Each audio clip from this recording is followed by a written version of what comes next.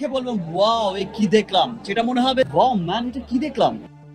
আমাদের দমিয়ে রাখতে পারবে না। টানা ৩ ম্যাচ হেরেছি তো কি হয়েছে, এখন থেকেই ঘুরে দাঁড়াবো। এবার ঢাকা ক্যাপিটালসের বড় চমক, শাকিব খানের আমন্ত্রণে ঢাকায় আসতে চলেছে আফ্রিকান টি-20 ব্যাটসম্যান হেনরি ক্লাসেন। বিস্তারিত পুরো প্রতিবেদনের বাকি অংশে দেখুন। আইপিএলে শাহরুখ খানের পর এবার বাংলার বিপিএল মাতাতে ঢাকার মালিক হয়ে শাকিব খান দর্শকদের দেখাতে চেয়েছিল অপূর্ণতার পূর্ণতা। তবে বিপিএলের ৩টা ম্যাচ হেরে এখন পর্যন্ত সময়টা একেবারেই ভালো যাচ্ছে না ঢাকা ক্যাপিটালসের, যেখানে লিটন দাসের মতো প্লেয়ার এবং অযোগ্য কোচের কারণে সফলতা নয়, একের পর এক ব্যর্থতা দেখতে হচ্ছে।